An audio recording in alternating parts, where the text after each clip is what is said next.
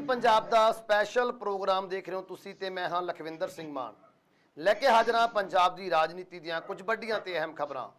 सब तो पहला गलबात करांगे पंजाब सरकार दी, भगवंत मान दी सरकार दी, जिस दे वल्लों कि नित नवे वड्डे फैसले ले जांदे ने। लेकिन एक मुद्दे उपर पंजाब सरकार की चुप्पी हुण लोकां नूं चुभण लगी है। सो किहड़े मुद्दे उपर पंजाब सरकार चुप है जिहड़ी कि लोकां नूं खटकण लगी है जां चुभण लगी है, उस बारे भी गलबात करांगे। ते नाल ही नाल गलबात करांगे एक बड़े झटके की पंजाब सरकार नूं केंद्र सरकार वालों एक बड़ा झटका दिता गया, एक बड़ी मंग मनण तो साफ इनकार कर दिता गया केंद्र सरकार वालों। किहड़ी ओ बड़ी मंग, इस बारे गलबात करांगे। ते नाल ही नाल गलबात करांगे पंजाब दे नवे सेहत मंत्री दी, जिन्हां ने कि सेहत सहूलतां नूं लैके एक वड्डा फैसला लिया है, जो कि फैसला लोगों के लिए बहुत जरूरी सी। की है वो फैसला, इस बारे भी गलबात करांगे। ते गलबात करने के लिए मेरे नाल जुड़े हुए ने प्रोफैसर मनजीत अणखी जी। सब तो पहला स्वागत करांगे अणखी जी, स्वागत है प्रोग्राम दे विच। बहुत बहुत शुक्रिया लखविंदर जी। सो अणखी सर, जिवें कि पंजाब के लोगों ने बदलाव के लिए एक नवी सरकार नूं मौका दिता, केजरीवाल नूं मौका दिता, भगवंत मान नूं मौका दिता, ते बड़े फर्क दे नाल जिता के विधान सभा भेजा, नवी सरकार बनी। सरकार वालों लोगों के हितों के विच फैसले भी हर रोज़ लए जा रहे हैं, नित नवे फैसले लैण की गल करिए। जिवें कि अज एक बहुत बड़ा फैसला लिया गया सीगा उन्हां दे वल्लों अनाज नूं लैके, राशन नूं लैके भी लोग हुण नहीं दर दर भटकणगे, सदों कि सरकार दे मुलाजम अनाज नूं लैके लोकां तक पहुंचणगे। वधिया फैसला है, स्वागत भी करते हैं। लेकिन एक बड़ा मुद्दा जिस मुद्दे नूं लैके लोकां दीयां निगाहां सब तो वध सरकार दे उपर टिकियां ने, गल करांगे बेअदबी दी, गल करांगे बाइबल कांड दी। वो मुद्दे जिहड़े कि पंजाब दी सियासत दे बहुत बड़े मुद्दे ने, जिन्हां दे उपर गल करके ही पंजाब दी सियासत दे विच सरकारां बणीਆਂ ने। सो हुण गल करिए भी इस मुद्दे उपर अजे तक सरकार चुप बटी नज़र आ रही है, लोकां नूं ये चुप खटकण भी लगी है। की कारण ने कि ये दो बड़े जो मुद्दे ने पंजाब दे, उन्हां दे उपर भगवंत मान दी सरकार अजे चुप है, लेकिन बाकी फैसले नूं लगातार करती जा रही है। किवें देख रहे हो, क्यों चुप है सरकार अजे तक? लखविंदर जी, जिहड़ा ये दो मुद्दे ने, बेअदबी का मुद्दा ते दूसरे बन्ने बाइबल कला कोटकपूरा गोलीकांड का मुद्दा, ये दो मुद्दे अजिहे ने कि जिहड़े मुद्दों उत्ते कैप्टन अमरिंदर सिंह की जिहड़ी कुर्सी सी वो चली गई। और वो चली क्यों गई? जिहड़े आम आदमी पार्टी के विधायक हैं, श्री कंवर विजय प्रताप सिंह, उन्हें सारे उस केस की इन्वेस्टिगेशन की और रिपोर्ट जी पेश करनी सी 7 अप्रैल नूं। वो 7 अप्रैल नूं जो हाई कोर्ट दे विच खारिज हो गई पिछले साल, तां पंजाब की सियासत दे विच एक भुचाल आ गया। ते जिहड़ा भुचाल आया, उस भुचाल दे विच बड़े बड़े तगड़े महारथी जिहड़े वो डिग पे, ते कंवर विजय प्रताप नूं भी अपनी कुर्सी तो अस्तीफा देना पिया। कैप्टन अमरिंदर सिंह हुणी भी साइडलाइन हो गए। बहुत कुछ इन्हां चीज़ां नूं लैके होया। ते फिर उस मगरों आम आदमी पार्टी ने ये लोगों नाल वादे कीते कि बाइबल कोटकपूरा गोलीकांड के दोषियों को सख्त सजावां दित्तियां जाणगियां। बहुत कुछ इहो जिहा होया। ते फिर कंवर विजय प्रताप सिंह आम आदमी पार्टी च शामिल होए ते उन्होंने उस समय चोणां तो पहला ਵੱਖ-ਵੱਖ लोगों, ਵੱਖ-ਵੱਖ मीडिया चैनल नाल गलबात करदे इन्नी गल कही कि उन्होंने लोगों को सजावां जरूर दित्तियां जाणगियां जिहड़े लोग इस मसले के जिम्मेवार ने। क्लीयर कट मैं भी इंटरव्यू की उन्होंने, ते लोगों ने उस भरोसे योग्यता करके ही कंवर विजय प्रताप को उस इलाके चों जिताया। लोग उम्मीद ये करते सन कि शायद पंजाब का आने वाला गृह मंत्री ये होवे जिहदे अगे बैठन लग्या 5 वार का मुख्यमंत्री प्रकाश सिंह बादल भी डरदा, बिक्रमजीत सिंह मजीठिया भी डरदा ते सुखबीर बादल भी डरदा। खैर उहो जिहा कुछ नहीं वापरिया। सरकार आम आदमी पार्टी की बन गई ते जिहड़ा महत्वपूर्ण महकमा गृह मंत्रालय है वो इसलिए भगवंत मान कोल है, जिहड़े पंजाब के मुख्यमंत्री ने। मुख्यमंत्री साहब वालों नौकरियां का ऐलान किया जा रहा, कच्चे मुलाजमों को पक्के करने का ऐलान किया जा रहा, विधायक की पेंशन बंद की जा रही है। अज ऐलान जो घर घर राशन पहुंचाने की गल भी जी की गई है।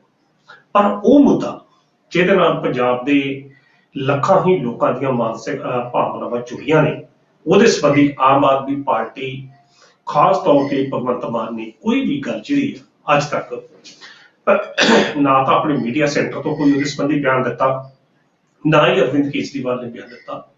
ਅੱਜ ਤੋਂ 10 ਦਿਨ ਪਹਿਲਾਂ, ਮਾਫ ਕਰਨਾ 4-5 ਦਿਨ ਪਹਿਲਾਂ, ਨਵਜੋਤ ਸਿੱਧੂ ਨੇ ਇੱਕ ਅਰਵਿੰਦ ਕੇਜਰੀਵਾਲ ਦੀ ਫੋਟੋ ਵੀਡੀਓ ਪਾ ਕੇ ਟਵੀਟ ਕੀਤਾ ਸੀ ਕਿ ਉਸ ਵਕਤ ਕਹਿੰਦੇ ਸੀ ਕਿ ਸਭ ਕੁਝ ਤਿਆਰ ਆ, 24 ਘੰਟਿਆਂ 'ਚ ਫੜ ਕੇ ਵਿਅਕਤੀਆਂ ਨੂੰ ਅੰਦਰ ਕੀਤਾ ਜਾ ਸਕਦਾ, ਪਰ ਇਸ ਬਾਵਜੂਦ ਉਹਨਾਂ ਨੂੰ ਅੰਦਰ ਨਹੀਂ ਕੀਤਾ ਗਿਆ। ਸ਼ਾਇਦ ਇਸੇ ਹੀ ਕਾਰਨ ਫਿਰ ਇੱਕ ਤੇਜ਼ੋ ਤੇਜ਼ੀ ਕਰਦੇ ਆ ਸੱਚੇ ਸੌਦੇ ਵਾਲੇ ਸਾਧ ਨੂੰ ਇੱਕ ਮੁੱਖ FIR ਦੇ ਵਿੱਚ ਉਸ ਤੇ ਦਰਜ ਕਰਕੇ ਉਸ ਨੂੰ 5 ਅਪ੍ਰੈਲ ਦੇ ਸਮਨ ਜਿਹੜੇ ਜਾਰੀ ਕਰ ਦਿੱਤੇ ਗਏ।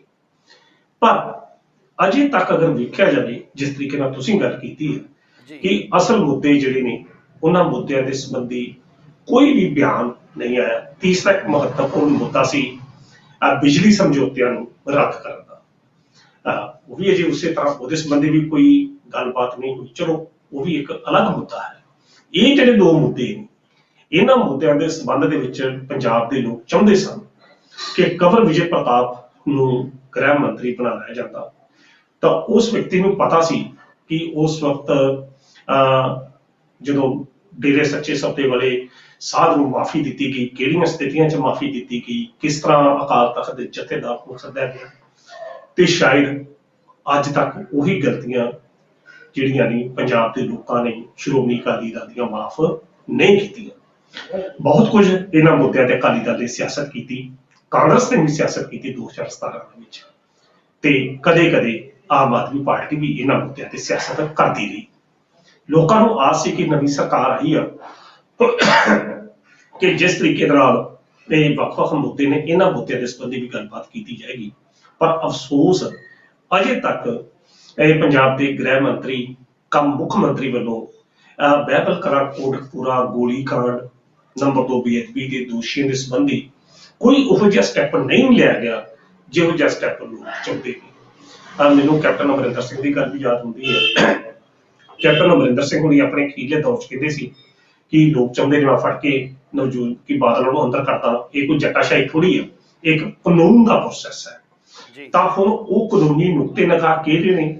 ਜੇਕਰ ਤੁਸੀਂ ਬਿਲਕੁਲ ਸੰਵਿਧਾਨ ਦੇ ਦਿੱਤੇ ਕਾਨੂੰਨਾਂ ਦੇ ਅਨੁਸਾਰ ਹੀ ਚੱਲਣਾ, ਔਰ ਚੱਲਣਾ ਵੀ ਚਾਹੀਦਾ, ਬਿਲਕੁਲ ਚੱਲਣਾ ਚਾਹੀਦਾ, ਕਿਉਂਕਿ ਭਾਰਤ ਵਿੱਚ ਅਨਾਰਕੀ ਨਹੀਂ ਆ, ਖਾਣਾ ਚੰਗੀ ਨਹੀਂ, ਇੱਥੇ ਕਾਨੂੰਨ ਦਾ ਰਾਜ ਆ।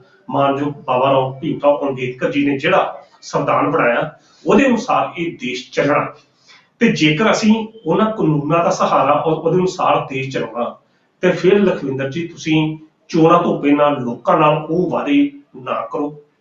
ਤੁਸੀਂ ਕਹੋ ਕਿ ਕਾਨੂੰਨ ਅਨੁਸਾਰ ਕਾਰਵਾਈ ਹੋਏਗੀ, ਫਿਰ ਤੁਸੀਂ ਲੋਕਾਂ ਨੂੰ ਫਿਰ ਉਸ ਵਕਤ ਉਹ ਸੁਪਨੇ ਕਿਉਂ ਦਿਖਾਉਂਦੇ ਜੇ ਜਿਹੜੇ ਲੋਕਾਂ ਦੀਆਂ ਭਾਵਨਾਵਾਂ ਨਾਲ ਖਿਲਵਾੜ ਕਰਦੇ ਆ। ਜੇਕਰ ਕੰਵਰ ਵਿਜੇ ਪ੍ਰਤਾਪ ਸਿੰਘ ਨੂੰ ਆਪਣੇ ਇਲਾਕੇ 'ਚ ਵੋਟਾਂ ਪਈਆਂ ਤਾਂ ਉਹ ਵੋਟਾਂ ਪੈਣ ਦਾ ਮੁੱਖ ਕਾਰਨ ਇਹੋ ਹੀ ਸੀ ਕਿ ਲੋਕ ਉਸ ਨੂੰ ਬੇਅਦਬੀ ਦੇ ਦੋਸ਼ੀਆਂ ਨੂੰ ਫੜਾਉਣ ਵਾਲੇ ਉਸ ਅਧਿਕਾਰੀ ਦੇ ਰੂਪ 'ਚ ਵੇਖਦੇ ਨੇ ਜਿਹੜਾ ਇੱਕ ਨਿਡਰ ਹੈ, ਇਮਾਨਦਾਰ ਆ, ਜਿਹੜਾ ਕਿਸੇ ਅੱਗੇ ਝੁਕਦਾ ਨਹੀਂ ਤੇ ਨਾ ਹੀ ਉਹ ਡਰਦਾ। ਪਰ ਉਸ ਦੀ ਰਿਪੋਰਟ ਹੁਣ ਠੰਡੇ ਬਸਤੇ 'ਚ ਪਈ ਜਾ ਚੁੱਕੀ ਹੈ। ਨਵੀਂ ਸਰਕਾਰ ਆ ਗਈ ਆ, ਉਹ ਸਰਕਾਰ ਆ ਗਈ ਆ ਜਿਹਦੇ ਵਿੱਚ ਉਹ ਖੁਦ ਵਿਧਾਇਕ ਆ, ਤੇ ਅੱਜ ਤੱਕ ਉਸਨੇ ਕੋਈ ਬਿਆਨ ਨਹੀਂ ਦਿੱਤਾ। ਕਹਿਣ ਦਾ ਅਰਥ ਆ ਕਿ ਇਹ ਆਮ ਆਦਮੀ ਪਾਰਟੀ ਦੀ ਕੀ ਮਜਬੂਰੀ ਹੈ। ਕੱਲ ਪਟਿਆਲਾ ਜੇਲ੍ਹ ਦਾ ਸੁਪਰਡੈਂਟ ਬਦਲ ਕੇ ਸੁੱਚਾ ਸਿੰਘ ਨੂੰ ਲਾ ਦਿੱਤਾ ਗਿਆ। ਸੁੱਚਾ ਸਿੰਘ ਅੱਗੋਂ ਫਿਰ ਬਾਦਲਾਂ ਦਾ ਕਰੀਬੀ ਨਿਕਲਿਆ, ਤੋਂ ਉਸਦੇ ਸੰਬੰਧੀ ਵੀ ਵਾਦ ਵਿਵਾਦ ਚੱਲਦਾ ਪਿਆ। ਅਸੀਂ ਸੁੱਚਾ ਸਿੰਘ ਦੀ ਜਿਹੜੀ ਅਪਾਇੰਟਮੈਂਟ ਆ ਉਹਦੇ ਖਿਲਾਫ ਨਹੀਂ ਹੈ, ਕਿਸੇ ਨਾ ਕਿਸੇ ਤਾਂ ਬੰਦੇ ਤਾਂ ਲੱਗਣਾ ਹੀ ਆ। ਗੱਲ ਉਸਦੀ ਭੂਮਿਕਾ ਦੀ ਹੈ। ਗੱਲ ਹੈਗੀ ਕਿ ਲੋਕਾਂ ਦੀ ਮਨੋਦਸ਼ਾ ਕਿਹੋ ਜਿਹੀ ਆ, ਲੋਕ ਤੁਹਾਡੇ ਕੋਲ ਕੀ ਆਸ ਰੱਖਦੇ ਨੇ, ਲੋਕ ਤੁਹਾਡੇ ਕੋਲ ਕੀ ਖਾਹਿਸ਼ਾਂ ਰੱਖਦੇ ਨੇ, ਲੋਕਾਂ ਦੀਆਂ ਕੀ ਇੱਛਾਵਾਂ ਨੇ ਤੁਹਾਡੇ ਪ੍ਰਤੀ। ਠੀਕ ਹੈ, ਇਹ ਬੜੀ ਵੱਡੀ ਸਮੱਸਿਆ ਬੇਰੁਜ਼ਗਾਰੀ ਦੀ ਸਮੱਸਿਆ ਜਿਹੜੀ ਤੁਸੀਂ ਹੱਲ ਕਰਨ ਦੀ ਸੋਚਿਆ, ਤੁਸੀਂ ਕਰਪਸ਼ਨ ਨੂੰ ਡੱਕਣ ਵਾਸਤੇ ਕੀਤਾ, ਠੀਕ ਹੈ, ਬਹੁਤ ਵਧੀਆ, ਇਹਨਾਂ ਦੀ ਕੋਈ ਗੱਲ ਨਕਾਰਨਯੋਗ ਨਹੀਂ, ਸ਼ਲਾਘਾਯੋਗ ਹੈ। ਬਿਲਕੁਲ ਸਰ, ਇਹ ਜਿਹੜੇ ਸਰ ਫੈਸਲੇ ਨੇ ਇਹ ਸੈਕੰਡਰੀ ਫੈਸਲੇ ਸੀਗੇ, ਇਹ ਬਾਅਦ ਵੀ ਲੈ ਜਾ ਸਕਦੀ ਸੀ ਥੋੜੀ ਦੇਰ ਠਹਿਰ ਕੇ ਵੀ। ਲੇਕਿਨ ਜਿਨ੍ਹਾਂ ਮੁੱਦਿਆਂ ਨੂੰ ਲੈ ਕੇ ਜੇਕਰ ਆਪਾਂ ਗੱਲ ਕਰੀਏ ਵੀ ਜਿਨ੍ਹਾਂ ਮੁੱਦਿਆਂ ਨੂੰ ਲੈ ਕੇ ਆਮ ਆਦਮੀ ਪਾਰਟੀ ਸੱਤਾ 'ਚ ਆਈ ਹੈ, ਕਿਉਂਕਿ ਲੋਕਾਂ ਨੇ ਵਿਸ਼ਵਾਸ ਜਤਾਇਆ ਸੀਗਾ ਵੀ ਇਹ ਜਿਹਨਾਂ ਨੇ ਲੀਡਰ ਰੱਖੇ ਨੇ, ਜਿਵੇਂ ਤੁਸੀਂ ਕੰਵਰ ਵਿਜੇ ਪ੍ਰਤਾਪ ਦੀ ਗੱਲ ਕੀਤੀ ਹੈ ਵੀ ਉਹਨਾਂ ਨੂੰ ਵੋਟਾਂ 'ਚ ਖੜਾਇਆ ਗਾ, ਇਹ ਵੀ ਚਰਚਾਵਾਂ 'ਚ ਵੀ ਗ੍ਰਹਿ ਮੰਤਰੀ ਬਣਨਗੇ, ਉਹਨਾਂ ਨੇ ਹੀ ਜਾਂਚ ਕੀਤੀ ਸੀ। ਤੇ ਨਾਲ ਹੀ ਨਾਲ ਪਹਿਲੇ ਦਿਨ ਜਦੋਂ ਉਹ ਬਾਹਰ ਆਏ ਸੀਗੇ ਵਿਧਾਇਕਾਂ ਦੀ ਮੀਟਿੰਗ 'ਚੋਂ, ਕੰਵਰ ਵਿਜੇ ਪ੍ਰਤਾਪ ਇਹ ਕਹਿੰਦੇ ਹੋਏ ਨਜ਼ਰ ਆਏ ਸੀ ਵੀ ਜਦੋਂ ਉਹਨਾਂ ਤੋਂ ਸਵਾਲ ਪੁੱਛਿਆ ਗਿਆ ਬੇਦਬੀਆਂ ਬਾਰੇ, ਉਹ ਕਹਿੰਦੇ ਵੀ ਤੁਸੀਂ ਜਾਂਚ ਕਰੋਗੇ, ਕਹਿੰਦੇ ਜਾਂਚ ਤਾਂ ਕੰਪਲੀਟ ਹੋ ਚੁੱਕੀ ਹੈ, ਹੁਣ ਤਾਂ ਕਾਰਵਾਈ ਕਰਨੀ ਹੈ। ਫਿਰ ਕੀ ਕਾਰਨ ਹੈ ਵੀ ਉਹਨਾਂ ਦੇ ਹੀ ਵਿਧਾਇਕ ਦੇ ਵੱਲੋਂ ਜਾਂਚ ਵੀ ਕੰਪਲੀਟ ਹੋ ਚੁੱਕੀ ਹੈ, ਜਿਵੇਂ ਉਹਨਾਂ ਨੇ ਦੱਸਿਆ ਕੁੰਵਰ ਵਿਜੇ ਪ੍ਰਤਾਪ ਨੇ, ਕੀ ਕਾਰਨ ਕੀ ਨੇ ਅਜੇ ਵੀ, ਕਿਉਂ ਅਜੇ ਸਰਕਾਰ ਪਿੱਛੇ ਹਟਦੀ ਨਜ਼ਰ ਆ ਰਹੀ ਹੈ ਆਪਣੇ ਫੈਸਲਿਆਂ ਤੋਂ? ਮੈਨੂੰ ਇਸ ਤਰ੍ਹਾਂ ਲੱਗਦਾ ਸਰਕਾਰ ਪਿੱਛੇ ਹਟਦੀ ਨਜ਼ਰ, ਮੈਂ ਇੰਨੀ ਗੱਲ ਨਹੀਂ ਕਹਿ ਸਕਦਾ ਕਿਉਂਕਿ ਸਰਕਾਰ ਨੂੰ ਬਣਿਆ ਜੇ ਮਹਾ 20 ਦਿਨ ਵੀ ਨਹੀਂ ਅਜੇ ਹੋਏ, ਸਰਕਾਰ ਪਿੱਛੇ ਹਟਦੀ ਨਜ਼ਰ ਨਹੀਂ ਆ ਰਹੀ। ਮੈਨੂੰ ਇਸ ਤਰ੍ਹਾਂ ਲੱਗਦਾ ਕਿ ਭਗਵੰਤ ਮਾਨ ਅਜੇ ਜਿਹੜੇ ਇਹੋ ਜਿਹੇ ਧਾਰਮਿਕ ਮੁੱਦੇ ਨੇ ਇਹਨਾਂ ਨੂੰ ਅਜੇ ਸ਼ੂਨ ਦੇ ਵਿੱਚ ਥੋੜੀ ਜਿਹੀ ਢਿੱਲ ਜਿਹੜੀ ਹੈ, ਢਿੱਲ ਦੀ ਨੀਤੀ ਅਪਣਾ ਰਹੇ ਨੇ, ਕਿਉਂਕਿ ਉਹ ਜਿਸ ਤਰੀਕੇ ਦੀ ਮੈਨੂੰ ਪੋਲਿਟਿਕਸ ਉਸਦੀ ਸਮਝ ਆ ਰਹੀ ਹੈ, ਜਿੰਨੀ ਕਿ ਮੈਂ 15-16 ਦਿਨਾਂ ਦੀ ਭਗਵੰਤ ਮਾਨ ਦੀ ਪੋਲਿਟਿਕਸ ਨੂੰ ਸਮਝਿਆ, ਕਿ ਜੇਕਰ ਵਿਰੋਧੀ ਪਾਰਟੀਆਂ ਕੋਈ ਮੁੱਦਾ ਉਠਾਉਂਦੀਆਂ ਨੇ, ਉਹਨਾਂ ਮੁੱਦਿਆਂ ਦੀ ਕਾਟ ਕਰਨ ਵਾਸਤੇ ਇਹੋ ਜਿਹੀਆਂ ਐਲਾਨ ਕਰ ਦਿੱਤਾ ਜਾਵੇ ਜਾਂ ਅਜਿਹੀਆਂ ਸਹੂਲਤਾਂ ਦੇ ਦਿੱਤੀਆਂ ਜਾਣ ਜਿਨ੍ਹਾਂ ਨਾਲ ਵਿਰੋਧੀ ਪਾਰਟੀਆਂ ਦੇ ਜਿਹੜੇ ਹਥਿਆਰ ਨੇ ਉਹ ਖੁੰਡੇ ਹੋ ਜਾਣ। ਰਾਜ ਸਭਾ ਮੈਂਬਰਾਂ ਦਾ ਮੁੱਦਾ ਚੁੱਕਿਆ, ਨਾਲ ਉਸਨੇ ਦੂਜਾ ਦੇ ਦਿੱਤਾ। ਉਸਨੂੰ ਪਤਾ ਹੈ, ਭਗਵੰਤ ਮਾਨ ਨੂੰ ਇਸ ਗੱਲ ਦਾ ਪਤਾ ਕਿ ਲੋਕਾਂ ਨੇ ਬੇਅਦਬੀ ਕਾਂਡ ਦੇ ਦੋਸ਼ੀਆਂ ਨੂੰ ਮਾਫ ਨਹੀਂ ਕਰਨਾ। ਉਹ ਇੱਕ ਭਗਵੰਤ ਮਾਨ ਕੋਲ ਤੁਰਪ ਦਾ ਪੱਤਾ ਆ, ਉਹ ਪੱਤਾ ਉਹਨੇ ਉਦੋਂ ਸੁੱਟਣਾ ਆ ਕਿ ਜਦੋਂ ਉਹਨੂੰ ਲੱਗੇ ਕਿ ਹੁਣ ਉਹ ਬਹੁਤ ਬੁਰੇ ਤਰੀਕੇ ਨਾਲ ਘਿਰਦਾ ਪਿਆ। ਉਹ ਜੇ ਉਹ ਪਤਾ ਇਸਤੇਮਾਲ ਨਹੀਂ ਕਰੇਗਾ ਇੰਨੀ ਜਲਦੀ, ਜਿਸ ਤਰੀਕੇ ਨਾਲ ਅਸੀਂ ਸੋਚਦੇ ਹਾਂ ਕਿ ਇੰਨੀ ਜੇ ਉਹ ਕਰਦੇ, ਅਜੇ ਉਹਨੇ ਲੋਕਾਂ ਨੂੰ ਉਹ ਸਹੂਲਤਾਂ, ਲੋਕਾਂ ਨਾਲ ਉਹ ਵਾਅਦੇ ਜਿਹੜੇ ਬੇਰੁਜ਼ਗਾਰੀ, ਲੋਕਾਂ ਦੀ ਰੋਜ਼ੀ ਰੋਟੀ ਨਾਲ ਸੰਬੰਧਿਤ ਨੇ, ਉਧਰ ਕਰਕੇ ਲੋਕਾਂ ਨੂੰ ਸੈੱਟ ਕਰਕੇ ਫਿਰ ਉਹ ਤੁਰਪ ਦਾ ਪੱਤਾ ਆਪਣਾ ਕੱਢੇਗਾ। ਉਸ ਵਕਤ ਕੱਢੇਗਾ, ਖਾਸ ਤੌਰ ਤੇ ਜਦੋਂ ਸੰਗਰੂਰ ਦੀ ਇਲੈਕਸ਼ਨ ਆਵੇਗੀ, ਉਦੋਂ ਉਹ ਪੱਤੇ ਦਾ ਇਸਤੇਮਾਲ ਕਰ ਸਕਦਾ। ਜਾਂ ਮੰਨ ਲਓ ਕਿ ਉਹ ਬਹੁਤ ਵੱਡੀ ਕਿਸੇ ਸਮੱਸਿਆ ਜਿਹੀਆਂ ਸਥਿਤੀਆਂ 'ਚ ਫਸ ਜਾਂਦਾ, ਤਾਂ ਫਿਰ ਉਸ ਤੁਰਪ ਦਾ ਪੱਤੇ ਨੂੰ ਉਹ ਇਸਤੇਮਾਲ ਕਰੇਗਾ। ਇੰਨੀ ਜਲਦੀ ਜੇ ਅਸੀਂ ਕਹੀਏ ਕਿ ਆਉਂਦੇ ਹੀ ਫੜ ਕੇ ਅੰਦਰ ਕਰ ਦੂਗਾ। ਅਜੇ ਲਖਵਿੰਦਰ ਜੀ, ਉਹਨੇ 5 ਸਾਲ ਸਰਕਾਰ ਚਲਾਉਣੀ ਆ, ਇਹਨਾਂ 5 ਸਾਲਾਂ 'ਚ ਬੜੀਆਂ ਹਨੇਰੀਆਂ ਆਉਣੀਆਂ ਨੇ, ਬੜੇ ਤੂਫਾਨ ਆਉਣੇ ਨੇ, ਬੜੇ ਝੱਖੜ ਝੁੱਲਣੇ ਨੇ, ਤੇ ਜੇਕਰ 52 ਤੇ 52 ਪੱਤਿਆਂ ਦੇ ਵਿੱਚੋਂ ਪਹਿਲਾਂ ਹੀ ਰਾਜੇ ਦੇ ਜਾਂ ਜੱਕੇ ਦੇ ਸਿਰ ਤੇ ਆਪਾਂ ਗੇਮ ਖੇਡਣੀ ਸ਼ੁਰੂ ਕਰ ਦਈਏ ਤਾਂ ਫਿਰ ਗੇਮ ਜਲਦੀ ਖਤਮ ਹੋ ਜਾਂਦੀ ਆ। ਜਿਹੜਾ ਸ਼ਾਤਰ ਖਿਡਾਰੀ ਹੁੰਦਾ, ਉਹ ਗੇਮ ਜਿਹੜੀ ਖੇਡਦਾ, ਉਹ ਆਪਣੇ ਛੋਟੇ ਪਿਆਦਿਆਂ ਤੋਂ ਸ਼ੁਰੂ ਕਰਦਾ, ਇੱਕਦਮ ਰਾਜੇ ਨੂੰ ਹੱਥ ਨਹੀਂ ਪਾਉਂਦਾ। ਸੋ ਇਹ ਭਗਵੰਤ ਮਾਨ ਦੀ ਜਿਹੜੀ ਨੀਤੀ ਹੈ, ਜੋ ਮੈਨੂੰ ਨਜ਼ਰ ਆ ਰਹੀ ਆ, ਕਰੇਗਾ ਜ਼ਰੂਰ, ਪਰ ਅਜੇ ਟਾਈਮ ਪਾਵੇਗਾ। ਜੀ ਬਿਲਕੁਲ ਜੀ, ਮਤਲਬ ਕਿ ਹਜੇ ਟਾਈਮ ਵੇਟ ਐਂਡ ਵਾਚ ਦੀ ਸਥਿਤੀ ਦੇ ਵਿੱਚ ਨੇ ਉਹ। ਇਹ ਮੁੱਦਾ ਵੀ ਬਾਕੀ ਤੁਹਾਡੀ ਗੱਲ ਸਹੀ ਹੈ ਵੀ ਜਲਦਬਾਜ਼ੀ ਦੇ ਵਿੱਚ ਮੁੱਦਾ ਹੱਲ ਕਰਨ ਵਾਲਾ ਵੀ ਨਹੀਂ ਨਾ ਹੋ ਸਕਦਾ, ਨਾ ਕੀਤਾ ਜਾਣਾ ਚਾਹੀਦਾ ਬੜੇ ਧਿਆਨ ਦੇ ਨਾਲ, ਕਿਉਂਕਿ ਬੜਾ ਸੈਂਸਿਟਿਵ ਮੁੱਦਾ ਹੈਗਾ। ਸੋ ਆਪਾਂ ਸਰ ਹੁਣ ਦੂਸਰੀ ਖਬਰ ਵੱਲ ਚੱਲੀਏ, ਜਿੱਥੇ ਕਿ ਲਗਾਤਾਰ ਭਗਵੰਤ ਮਾਨ ਦੀ ਸਰਕਾਰ ਦੇ ਵੱਲੋਂ ਵੱਡੇ ਵੱਡੇ ਫੈਸਲੇ ਲਏ ਜਾ ਰਹੇ ਨੇ। ਅੱਜ ਸਿਹਤ ਮੰਤਰੀ ਦਾ ਇੱਕ ਬਹੁਤ ਵੱਡਾ ਬਿਆਨ ਆਇਆ ਜੀ ਸਿਹਤ ਸਹੂਲਤਾਂ ਨੂੰ ਲੈ ਕੇ। ਉਹਨਾਂ ਨੇ ਸਾਫ਼ ਤੌਰ ਤੇ ਇੱਕ ਮੈਸੇਜ ਛੱਡਿਆ ਗਾ ਸਰਕਾਰੀ ਡਾਕਟਰਾਂ ਦੇ ਲਈ ਵੀ ਜਾਂ ਤਾਂ ਫਿਰ ਤੁਸੀਂ ਬਾਈ ਪ੍ਰਾਈਵੇਟ ਕੰਮ ਹੀ ਕਰ ਲਓ ਆਪਣੇ, ਜਾਂ ਸਰਕਾਰੀ ਨੌਕਰੀ ਦੇ ਉੱਪਰ ਸਹੀ ਤਰੀਕੇ ਦੇ ਨਾਲ ਆਪਣੀ ਡਿਊਟੀ ਟਾਈਮ ਟੂ ਟਾਈਮ ਕਰੋ। ਕਿਉਂਕਿ ਜਿਵੇਂ ਕਿ ਪਿਛਲੇ ਸਰਕਾਰਾਂ ਦੇ ਵਿੱਚ ਵੀ ਲੋਕਾਂ ਦੇ ਵੱਲੋਂ ਲਗਾਤਾਰ ਇਹ ਸਵਾਲ ਚੁੱਕੇ ਜਾਂਦੇ ਸੀ ਕਿ ਜਿਹੜੇ ਸਰਕਾਰੀ ਡਾਕਟਰ ਨੇ ਜੀ, ਉਹ ਹਸਪਤਾਲ ਦੇ ਵਿੱਚ, ਸਰਕਾਰੀ ਹਸਪਤਾਲ 'ਚ ਬਹਿ ਕੇ ਨਹੀਂ ਇਲਾਜ ਕਰਦੇ, ਹਾਂ ਇੱਕ ਨੰਬਰ ਦਿੰਦੇ ਨੇ ਆਪਦਾ, ਕਹਿੰਦੇ ਨੇ ਮੇਰਾ ਪ੍ਰਾਈਵੇਟ ਕਲੀਨਿਕ ਹੈ ਉੱਥੇ ਆਇਓ। ਸੋ ਅੱਜ ਇੱਕ ਸਾਫ਼ ਤੇ ਸੰਕੇਤ, ਇੱਕ ਵੱਡਾ ਮੈਸੇਜ ਛੱਡਿਆ ਸਰਕਾਰੀ ਡਾਕਟਰਾਂ ਦੇ ਲਈ ਵੀ ਜਾਂ ਸਰਕਾਰੀ ਨੌਕਰੀ ਕਰੋ ਜਾਂ ਪ੍ਰਾਈਵੇਟ ਨੌਕਰੀ ਕਰੋ। ਕਿਵੇਂ ਦੇਖ ਰਹੇ ਹੋ ਇਸ ਵੱਡੇ ਫੈਸਲੇ ਨੂੰ? ਅਮਰਾਨ ਜੀ, ਜਿਹੜੀਆਂ ਸਥਿਤੀਆਂ ਨੇ ਸਿਹਤ ਸੇਵਾਵਾਂ ਦੇ ਪ੍ਰਤੀ ਹਸਪਤਾਲਾਂ ਵਿੱਚ ਬਹੁਤ ਮਾੜੀਆਂ ਸਥਿਤੀਆਂ ਨੇ, ਇਸ ਗੱਲ 'ਚ ਕੋਈ ਸ਼ੱਕ ਨਹੀਂ। ਜਿੰਨੇ ਵੀ ਹਸਪਤਾਲਾਂ 'ਚ ਡਾਕਟਰ ਲੱਗੇ ਨੇ, ਆਪਣੀ ਡਿਊਟੀ ਤੇ ਮਰੀਜ਼ਾਂ ਨੂੰ ਘੱਟ ਚੈੱਕ ਕਰਦੇ ਆ, ਆਪਣੇ ਪ੍ਰਾਈਵੇਟ ਕਲੀਨਿਕਾਂ ਦੇ ਵਿੱਚ ਜ਼ਿਆਦਾ ਕਰਦੇ ਆ। ਅੱਜ ਤੋਂ 2 ਦਿਨ ਪਹਿਲਾਂ ਅਮਰਾਨ ਨਾਲ ਮੈਂ ਪ੍ਰੋਗਰਾਮ ਕਰਦਾ ਪਿਆ ਆਪਣੇ ਸਹਿਯੋਗੀ ਚੈਨਲ ਤੇ, ਉੱਥੇ ਇੱਕ ਵਿਅਕਤੀ ਦਾ ਫੋਨ ਆਇਆ ਕਿ ਬੱਚੇ ਦਾ ਆਪਰੇਸ਼ਨ, 20-22 ਸਾਲ ਦਾ ਲੜਕਾ ਸੀ, ਉਸਦਾ ਆਪਰੇਸ਼ਨ ਕੀਤਾ ਗਿਆ, ਪਿਸ਼ਾਬ ਦੀ ਨਾਲੀ ਉਸਨੂੰ ਨਹੀਂ ਪਾਈ ਗਈ। ਜਦੋਂ ਜਾ ਕੇ ਜਦ ਰਾਤੀ 2 ਘੰਟੇ ਆਪਰੇਸ਼ਨ ਕੀਤਾ ਗਿਆ, ਆਪਰੇਸ਼ਨ ਕਰਨ ਫਿਰ ਵੀ ਨਹੀਂ ਪਾਈ, ਤਾਂ ਫਿਰ ਉਸਨੂੰ ਇੱਕ ਪ੍ਰਾਈਵੇਟ ਡਾਕਟਰ ਵੱਲ ਰੈਫਰ ਕਰ ਦਿੱਤਾ ਗਿਆ। ਬਠਿੰਡੇ ਦੀ ਗੱਲ ਸੀ। ਤਾਂ ਉੱਥੇ ਜਾ ਕੇ ਪ੍ਰਾਈਵੇਟ ਡਾਕਟਰ ਜਦੋਂ ਦਾਖਲ ਕੀਤਾ, ਆਪਰੇਸ਼ਨ ਉਸਨੇ ਫਿਰ ਕੀਤਾ ਤੇ ਉਸਨੇ 25,000 ਰੁਪਇਆ ਜਿਹੜਾ ਬਿਨਾਂ ਕਿਸੇ ਗੱਲ ਤੋਂ ਲਿਆ। ਜੇਕਰ ਉਹੀ ਸਰਕਾਰੀ ਡਾਕਟਰ ਉਸ ਵੇਲੇ ਜਦੋਂ ਆਪਰੇਸ਼ਨ ਕਰਦਾ ਸੀ ਤਾਂ ਉਸ ਵਕਤ ਅਗਰ ਨਾਲੀ ਪਾ ਦਿੰਦਾ, ਤਾਂ ਇਹ ਜਿਹੜੀ ਉਹਦੀ ਛਿੱਲ ਲੱਥੀ ਜਾਂ ਦੂਜਾ ਜਿਹੜਾ ਉਹ ਬੱਚਾ ਮੌਤ ਦੇ ਮੂੰਹ 'ਚ ਜਾਂਦਾ, ਮਹਾਂ ਬਚਿਆ, ਸ਼ਾਇਦ ਉਹ ਦੁਕਾਨ ਤੋਂ ਨਾ ਭੋਗਣਾ ਪੈਂਦਾ। ਤੇ ਜੇਕਰ ਇਹੋ ਜਿਹੀ ਕਰਪਸ਼ਨ, ਇਹੋ ਜਿਹੇ ਡਾਕਟਰ, ਉਹ ਡਾਕਟਰ ਜਿਨ੍ਹਾਂ ਨੂੰ ਲੋਕ ਰੱਬ ਦਾ ਰੂਪ ਸਮਝਦੇ ਆ, ਜਿਹੜੀ ਕੀਮਤੀ ਜਾਨਾਂ ਦੀ ਬਚਾਉਣ ਵਾਲੇ ਲੋਕ ਨੇ, ਜੇਕਰ ਉਹ ਹੀ ਆਪਣੀ ਡਿਊਟੀ ਠੀਕ ਤਰੀਕੇ ਨਾਲ ਨਹੀਂ ਕਰਨਗੇ ਜਿਸ ਤਰ੍ਹਾਂ ਪਿਛਲੇ ਦੌਰ 'ਚ ਹੁੰਦਾ ਆਇਆ, ਇਸ ਗੱਲ ਦੇ ਤੁਸੀਂ ਵੀ ਗਵਾਹ ਜੇ, ਮੈਂ ਵੀ ਗਵਾਹ ਆ ਕਿ ਡਾਕਟਰ ਕਿਸ ਤਰੀਕੇ ਨਾਲ ਹਸਪਤਾਲਾਂ 'ਚ ਮਰੀਜ਼ਾਂ ਦੀ ਛਿੱਲ ਦੇ ਕੇ ਰੱਖ ਦਿੰਦੇ ਆ। ਪਹਿਲਾਂ ਰੈਫਰ ਪ੍ਰਾਈਵੇਟ ਹਸਪਤਾਲਾਂ 'ਚ, ਪਹਿਲਾਂ ਆਪ ਚੈੱਕ ਕਰਨਾ, ਫਿਰ ਪ੍ਰਾਈਵੇਟ ਹਸਪਤਾਲ 'ਚ ਭੇਜ ਦੇਣਾ। ਬਟਾਲੇ ਦੇ ਇੱਕ ਹਸਪਤਾਲ ਦੀ ਜਿਹੜੀ ਗੱਲ ਕਰੀਏ, ਬਟਾਲਾ ਸਿਵਲ ਹਸਪਤਾਲ, ਮਤਲਬ ਚਲੋ ਆਪਾਂ ਇੱਕ ਜਨਰਲਾਈਜੇਸ਼ਨ ਗੱਲ ਕਰਦੇ, ਇੱਕ ਹਸਪਤਾਲ ਦੀ ਗੱਲ ਕਰਦਾ ਮੈਂ।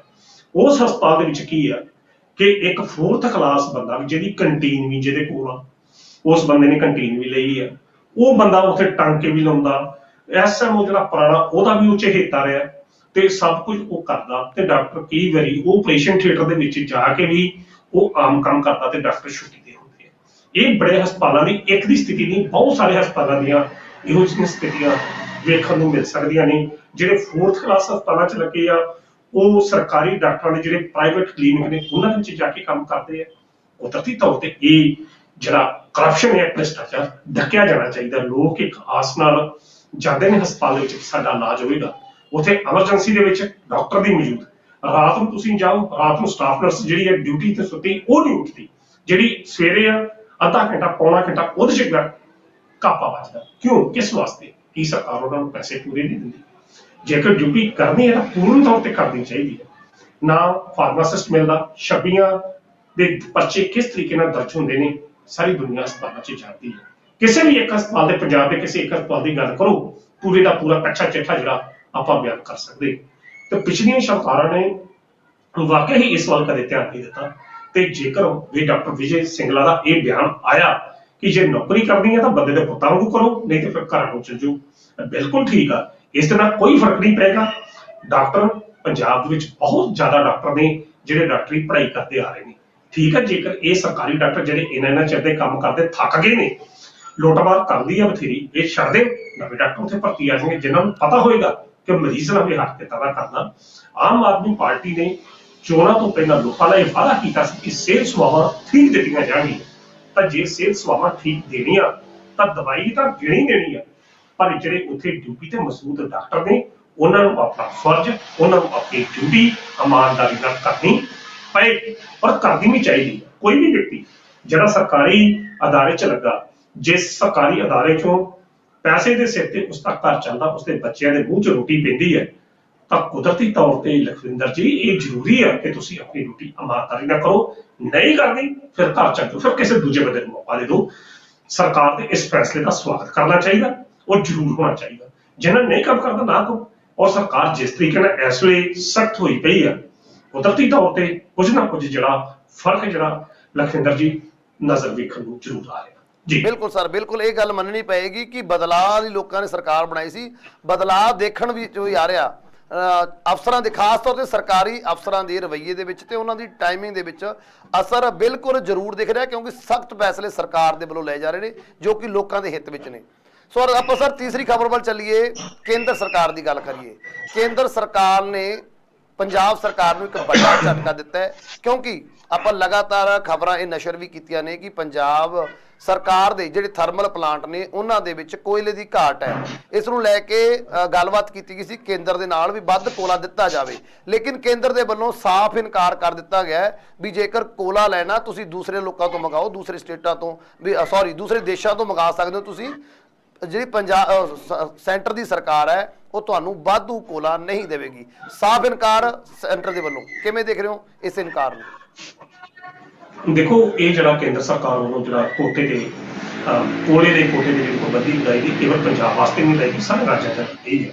ਕਿਉਂਕਿ ਬੀਤੇ ਸਮੇਂ ਦੇ ਵਿੱਚ ਜਿਹੜੇ ਥਰਮਲ ਪਲਾਂਟ ਨੇ ਉਹ ਕੋਲੇ ਦੀ ਜਿਸ ਤਰੀਕੇ ਦੀ ਵਰਤੋਂ ਹੁੰਦੀ ਰਹੀ, ਜਿਹੜਾ ਇੱਕ ਹਿੱਸੇਦਾਰੀ ਆ ਕੋਲੇ ਦੇ ਹਿਸਾਬਦਾਰੀ ਜਿਹੜੀ ਸੈਂਟਰ ਦੇ ਤੁਹਾਨੂੰ ਦੇਣਾ, ਉਹਦੇ ਇੱਕ ਸੰਤੁਲਨ ਜਿਹੜਾ ਬੀਤੇ ਦੌਰ ਤੋਂ ਵਿਗੜਦਾ ਗਿਆ। ਤਾਂ ਸ਼ਾਇਦ ਇਸ ਕਾਰਨ ਪਿਛਲੇ ਦੌਰ 'ਚ ਕਰੋਨਾ ਕਾਲ ਦੇ ਕਰਕੇ ਵੀ ਜਿਹੜਾ ਕੋਲਾ ਠੀਕ ਸਮੇਂ ਤੇ ਪੰਜਾਬ ਦੇ ਵਿੱਚ ਨਹੀਂ ਪਹੁੰਚਿਆ। ਇਹ ਇੱਕ ਵੱਖਰੀਆਂ ਗੱਲਾਂ ਨੇ, ਪਰ ਭਾਰਤ ਇੱਕ ਸੰਘੀ ਰਾਜਾਂ ਦਾ ਸਮੂਹ ਹੈ। ਰਾਜ ਦੀ ਹਰ ਲੋੜ ਪੂਰੀ ਕਰਨੀ ਕੇਂਦਰ ਸਰਕਾਰ ਦੀ ਜਿਹੜੀ ਡਿਊਟੀ ਹੈ, ਉਹ ਕੇਂਦਰ ਸਰਕਾਰ ਦੀ ਡਿਊਟੀ ਹੈ। ਹੁਣ ਜੇਕਰ ਉਹ ਕਹਿੰਦੇ ਵਿਦੇਸ਼ਾਂ ਤੋਂ ਕੋਲਾ ਮੰਗਾਓ, ਹੁਣ ਕੀ ਬੰਦਾ ਪੁੱਛੇ ਕਿ ਪੰਜਾਬ ਜਿਹੜਾ ਕਿੱਥੋਂ ਪਾਕਿਸਤਾਨ ਤੋਂ ਕੋਲਾ ਮੰਗਾਏਗਾ? ਜੇ ਕੋਲਾ ਮੰਗਾਉਣਾ ਤਾਂ ਫਿਰ ਉਸ ਨੂੰ ਵਾਕਿਆ ਹੀ ਸਾਰੀ ਡਿਊਟੀ ਉਹ ਟੈਕਸ ਕਈ ਕੁਝ ਕਰਨਾ ਪਏਗਾ। ਤੇ ਜੇਕਰ ਫਿਰ ਇਹੋ ਹੀ ਕੁਝ ਰਾਜ ਸਰਕਾਰਾਂ ਨੇ ਆਪਣੇ ਬਲਬੂਤੇ ਤੇ ਕਰਨਾ, ਫਿਰ ਰਾਜ ਸਰਕਾਰਾਂ ਨੂੰ ਵੱਧ ਅਧਿਕਾਰ ਦਿੱਤੇ ਜਾਣ। ਜੋ ਅਨੰਦਪੁਰ ਸਾਹਿਬ ਦਾ ਮਤਾ ਕਹਿੰਦਾ ਫਿਰ ਰਾਜਾਂ ਨੂੰ ਵੱਧ ਅਧਿਕਾਰ ਦੇ ਦਿਓ, ਅਧਿਕਾਰ ਦਿਓ, ਵਿੱਤੀ ਦੇ ਹਾਲਾਤ ਵੀ ਦਿਓ, ਫਾਈਨਾਂਸ ਵੀ ਦਿਓ, ਸੁਰੱਖਿਆ ਦਾ ਅਧਿਕਾਰ ਵੀ ਜਿਹੜਾ ਸਰਕਾਰਾਂ, ਰਾਜ ਸਰਕਾਰਾਂ ਆਪੋ ਆਪ ਕਰਨ। ਜੇਕਰ ਤਾਂ ਸਰਕਾਰਾਂ, ਰਾਜ ਸਰਕਾਰਾਂ ਇਸ ਮੁੱਦੇ ਤੇ ਗੱਲ ਚੱਲਦੀਆਂ ਨੇ, ਤਾਂ ਫਿਰ ਕੇਂਦਰ ਸਰਕਾਰ ਕਹਿੰਦਾ ਕਿ ਰਾਜ ਜਿਹੜੇ ਨੇ ਖੁਦ ਮੁਖਤਿਆਰੀ ਦੀ ਮੰਗ ਕਰਕੇ ਕੇਂਦਰ ਸਰਕਾਰ ਦੀ ਸ਼ਕਤੀ ਨੂੰ ਮੰਗਾਦੇ ਆ। ਤੇ ਜੇਕਰ ਹੁਣ ਕੋਲੇ ਦੀ ਮੰਗ ਕਰਦੇ ਆ ਤਾਂ ਕੇਂਦਰ ਸਰਕਾਰ ਕਹਿੰਦੀ ਹੈ ਕਿ ਨਹੀਂ, ਅਸੀਂ ਕੋਲਾ ਨਹੀਂ ਦੇਣਾ, ਤੁਸੀਂ ਬਾਹਰ ਦੇ ਵਿਦੇਸ਼ਾਂ ਕੋਲ ਮੰਗਾਓ।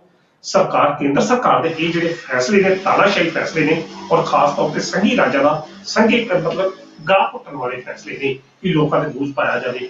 ਹੁਣ ਮੰਨ ਲਓ ਕਿ ਹਰਿਆਣੇ ਦੇ ਵਿੱਚ ਜੇਕਰ ਕੋਲਾ, ਕਹਿਣ ਨੂੰ ਤਾਂ ਉਹਨਾਂ ਨੇ ਕਹਿਤਾ ਕਿ ਹਰਿਆਣੇ ਚ ਕੋਲਾ ਨਹੀਂ ਹੋਣਾ। ਇਹੋ ਜਿਹਾ ਦ੍ਰਿਸ਼ ਲਖਵਿੰਦਰ ਤੂੰ ਸ਼ਾਇਦ ਉਦੋਂ ਵੀ ਵੇਖਿਆ ਹੋਵੇ ਜਦੋਂ ਕੋਰੋਨਾ ਕਾਲ ਦੇ ਵਿੱਚ ਆਕਸੀਜਨ ਦੀ ਕਮੀ ਜਿਹੜੀ ਆ ਰਹੀ ਸੀ, ਜਿੱਥੇ ਮਤਲਬ ਭਾਜਪਾ ਸਰਕਾਰਾਂ ਸਨ ਉੱਥੇ ਆਕਸੀਜਨ ਦੀ ਕੋਈ ਕਮੀ ਨਹੀਂ ਸੀ, ਤੇ ਜਿੱਥੇ ਦੂਸਰੇ ਬੰਨੇ ਭਾਜਪਾ ਸਰਕਾਰਾਂ, ਗੈਰ ਭਾਜਪੀ ਸਰਕਾਰਾਂ ਸਨ ਦਿੱਲੀ ਵਰਗੇ ਰਾਜਾਂ ਚ, ਉੱਥੇ ਜਿਹੜੀ ਆ ਆਕਸੀਜਨ ਦੀ ਕਮੀ ਜਿਹੜੀ ਪਾਈ ਜਾ ਰਹੀ ਸੀ। ਅਖੀਰ ਸੁਪਰੀਮ ਕੋਰਟ ਦੇ ਦਖਲ ਦੇ ਨਾਲ ਇਹ ਫਿਰ ਮੁੱਦਾ ਜਾ ਕੇ ਕਿਸੇ ਬੰਨੇ ਲੱਗਾ ਸੀ। ਸੋ ਕੇਂਦਰ ਸਰਕਾਰ ਨੂੰ ਚਾਹੀਦਾ ਕਿ ਰਾਜਾਂ ਦੇ ਹੱਕਾਂ ਦੇ, ਰਾਜਾਂ ਦੇ ਹਿੱਤਾਂ ਦੀ ਸੁਰੱਖਿਅਤ ਕਰਨਾ ਤੁਹਾਡੀ ਡਿਊਟੀ ਆ, ਉਹਨਾਂ ਦੇ ਫੈਸਲੇ ਦੀ ਪੈਰਵੀ ਕਰਨਾ ਕੇਂਦਰ ਸਰਕਾਰ ਦੀ ਡਿਊਟੀ ਆ। ਇਹਦੇ ਵਿੱਚ ਰਾਜਨੀਤੀ ਨਹੀਂ ਹੋਣੀ ਚਾਹੀਦੀ। ਪੰਜਾਬ ਦੇ 2 ਕਰੋੜ ਵਾਸੀ ਨੇ ਜਿਨ੍ਹਾਂ ਨੇ ਸਿੱਧਾ ਉਹਦਾ ਫਰਕ ਪਏਗਾ। ਉਹਨਾਂ 2 ਕਰੋੜਾਂ ਦੇ ਵਿੱਚ ਲੋਕਾਂ ਦੇ ਵਿੱਚ ਭਾਜਪਾ ਦੇ ਲੋਕ ਵੀ ਨੇ, ਕਾਂਗਰਸੀ ਵੀ ਨੇ, ਅਕਾਲੀ ਵੀ ਨੇ, ਸਾਰੇ ਬੰਦੇ ਨੇ। ਸੋ ਇਸ ਕਰਕੇ ਕੇਂਦਰ ਸਰਕਾਰ ਨੂੰ ਚਾਹੀਦਾ ਲੋਕਾਂ ਦੇ ਪ੍ਰਤੀ ਆਪਣੀ ਨਿਮਰਤਾ ਰੱਖੇ, ਉਹਨਾਂ ਦੇ ਪ੍ਰਤੀ ਵਫਾਦਾਰੀ, ਆਪਣੀ ਜ਼ਿੰਮੇਵਾਰੀ ਨਿਭਾਏ, ਨਾ ਕਿ ਕਿਸੇ ਪਾਰਟੀ ਦੇ ਵਿਰੁੱਧ ਜਾ ਕੇ ਆਪਣੀ ਕਰਤਾ ਕਰੇ। ਜੀ ਬਿਲਕੁਲ ਸਰ, ਬਿਲਕੁਲ ਵੀ ਜੋ ਕਿਉਂਕਿ ਜੇ ਰਾਜ ਨੇਗੇ ਉਹ ਸੈਂਟਰ ਦੇ ਅਧੀਨ ਆਉਂਦੇ ਨੇ, ਪੂਰੇ ਦੇਸ਼ ਦੀ ਸਰਕਾਰ ਦੇ ਅਧੀਨ ਆਉਂਦੇ ਨੇ, ਤਾਂ ਕੇਂਦਰ ਦੀ ਸਰਕਾਰ ਨੂੰ ਵੀ ਸੂਬਿਆਂ ਦੇ ਹੱਕਾਂ ਦੀ ਰਾਖੀ ਕਰਨੀ ਚਾਹੀਦੀ। ਨਾਲ ਹੀ ਨਾਲ ਜਿਹੜੀ ਸੂਬਿਆਂ ਨੂੰ ਖਾਸ ਤੌਰ ਤੇ ਪ੍ਰੋਬਲਮ ਆਉਂਦੀ ਆ ਉਹਨੂੰ ਫੇਸ ਕਰਦੇ ਨੇ, ਉਹਨਾਂ ਨੂੰ ਹੱਲ ਕਰਨ ਦਾ ਉਹ ਵੀ ਕੇਂਦਰ ਸਰਕਾਰ ਦਾ ਹੱਕ ਬਣਦਾ ਵੀ ਉਹ ਵੀ ਬਿਲਕੁਲ ਜਾ ਕੇ ਹੱਲ ਕਰੇ। ਜਿਸ ਤਰ੍ਹਾਂ ਕਿ ਹੁਣ ਪੰਜਾਬ ਦੇ ਵਿੱਚ ਆਪਾਂ ਦੇਖ ਰਹੇ ਕਿ ਪੰਜਾਬ ਬਿਜਲੀ ਸੰਕਟ ਦੇ ਨਾਲ ਝੂਝਦਾ ਨਜ਼ਰ ਆ ਰਿਹਾ, ਤੇ ਦੂਸਰੇ ਪਾਸੇ ਹੁਣ ਬਿਜਾਈ ਵੀ ਸ਼ੁਰੂ ਹੋਣੀ, ਨਵੀਆਂ ਫਸਲਾਂ ਲੱਗਣੀਆਂ ਨੇ, ਤੇ ਗਰਮੀ ਦੇ ਕਾਰਨ ਖਪਤ ਵੀ ਵੱਧ ਜਾਣੀ ਹੈ। ਸੋ ਕੇਂਦਰ ਸਰਕਾਰ ਨੂੰ ਇਸ ਬਾਰੇ ਜ਼ਰੂਰ ਸੋਚਣਾ ਚਾਹੀਦਾ ਹੈ। ਸੋਨਕੀ ਸਾਹਿਬ, ਤੁਸੀਂ ਗੱਲਬਾਤ ਕਰਨ ਦੀ ਸਾਡੇ ਨਾਲ ਜੁੜੇ ਉਹਦੇ ਲਈ ਤੁਹਾਡਾ ਬਹੁਤ ਬਹੁਤ ਧੰਨਵਾਦ। ਬਹੁਤ ਬਹੁਤ ਸ਼ੁਕਰੀਆ ਜੀ। ਸੋ ਇਹ ਸਨ ਪ੍ਰੋਫੈਸਰ ਮਨਜੀਤ ਅਣਖੀ ਜੀ, ਜਿਨ੍ਹਾਂ ਨੇ ਇਹਨਾਂ ਅਹਿਮ ਖਬਰਾਂ ਦੇ ਉੱਪਰ ਵਿਸਥਾਰ ਦੇ ਨਾਲ ਚਰਚਾ ਕੀਤੀ ਹੈ। ਉਮੀਦ ਹੈ ਪ੍ਰੋਫੈਸਰ ਅਣਖੀ ਦੁਆਰਾ ਕੀਤੀ ਹੋਈ ਚਰਚਾ ਤੁਹਾਨੂੰ ਜ਼ਰੂਰ ਪਸੰਦ ਆਈ ਹੋਵੇਗੀ। ਤੁਹਾਨੂੰ ਇਹ ਚਰਚਾ ਕਿਵੇਂ ਲੱਗੀ ਸਾਨੂੰ ਕਮੈਂਟ ਕਰਕੇ ਜ਼ਰੂਰ ਦੱਸਿਓ। ਅਗਲੇ ਪ੍ਰੋਗਰਾਮ ਦੇ ਵਿੱਚ ਫਿਰ ਤੋਂ ਸਾਡੀ ਹੋਏਗੀ ਮੁਲਾਕਾਤ। ਉਦ ਤੱਕ ਸਾਨੂੰ ਦਿਓ ਇਜਾਜ਼ਤ। ਧੰਨਵਾਦ।